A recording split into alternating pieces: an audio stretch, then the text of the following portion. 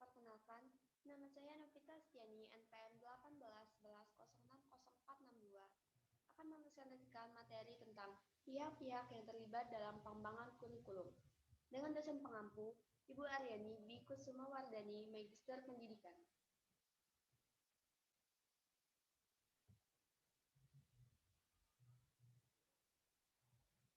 Langsung saja, pengembangan kurikulum merupakan bagian yang esensial dalam program pendidikan dan juga melibatkan banyak pihak, diantaranya yang pertama, para administrator pendidikan. Peranan para administrator di tingkat pusat dalam pengembangan kurikulum adalah menyusun dasar-dasar hukum, menyusun kerangka dasar, serta program inti kurikulum. Kerangka dasar dan program inti tersebut akan menentukan minimum course yang dituntut. Atas dasar kerangka dasar dan program inti tersebut, para administrator daerah, administrator lokal mengembangkan kurikulum sekolah bagi daerahnya yang sesuai dengan kebutuhan daerah masing-masing. Administrator pendidikan terdiri dari administrator pusat, yaitu direktur dan kepala pusat, administrator daerah, yaitu kepala kantor wilayah, dan administrator lokal yang terdiri dari kepala kantor kabupaten, kecamatan, dan kepala sekolah. Yang kedua adalah peranan dari para ahli. Pengembangan kurikulum membutuhkan bantuan pemikiran para ahli, baik ahli pendidikan, ahli kurikulum, maupun ahli bidang studi atau disiplin ilmu.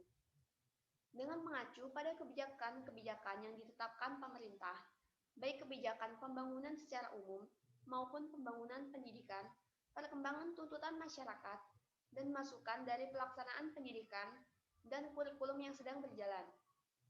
Para ahli pendidikan memberikan alternatif konsep dan model kurikulum yang dipandang paling sesuai dengan keadaan dan kebutuhan masyarakat. Yang ketiga ada peranan guru. Guru adalah sebagai perencanaan, pelaksana, dan pengembang kurikulum bagi kelasnya. Sekalipun ia tidak mencetuskan sendiri konsep-konsep tentang kurikulum, guru merupakan penerjemah kurikulum. Dia yang mengolah, meramu kembali kurikulum dari pusat untuk disajikan di kelasnya masing-masing. Oleh karena itu, guru bisa dikatakan sebagai barisan pengembangan kurikulum yang terdepan. Adapun peran guru dalam mengembangkan kurikulum adalah yang pertama, guru sebagai perencana pengajaran. Artinya, guru harus membuat perencanaan pengajaran dan persiapan sebelum melakukan kegiatan belajar mengajar. Yang kedua, guru sebagai pengelola pengajaran harus dapat menciptakan situasi belajar yang memungkinkan tujuan belajar yang telah ditentukan. Yang ketiga ada guru sebagai evaluator.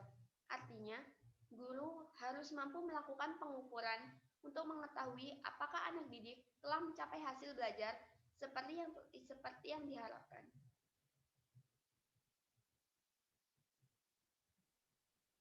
Yang keempat, ada peranan orang tua murid. Peranan dari orang tua dapat berkenaan dengan dua hal. Yang pertama dalam penyusunan kurikulum. Dalam penyusunan kurikulum, mungkin tidak semua orang tua dapat ikut serta, hanya terbatas kepada beberapa orang saja, yang cukup waktu dan mempunyai latar belakang yang memadai. Yang kedua, dalam pelaksanaannya, kurikulum diperlukan kerjasama yang sangat erat antara guru dengan para orang tua murid.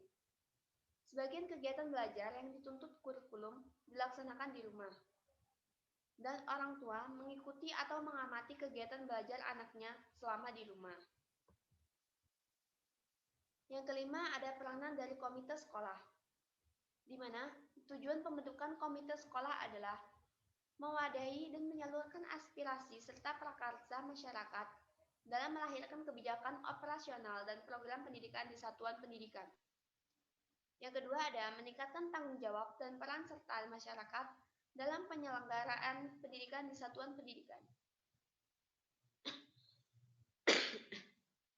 Yang ketiga, menciptakan suasana dan kondisi transparan, akuntabel, dan demokratis dalam penyelenggaraannya dan pelayanan pendidikan yang bermutu di satuan pendidikan. Sementara untuk fungsi dari komite sekolah ialah memberikan masukan, pertimbangan, dan rekomendasi kepada satuan pendidikan mengenai yang pertama, kebijakan dan program pendidikan. Yang kedua, rencana anggaran pendidikan dan belanja sekolah RAPBS. Yang ketiga, kriteria kinerja satuan pendidikan. Yang keempat, kriteria tenaga kependidikan. Yang kelima, kriteria fasilitas pendidikan dan hal lain-lain yang terkait dengan pendidikan.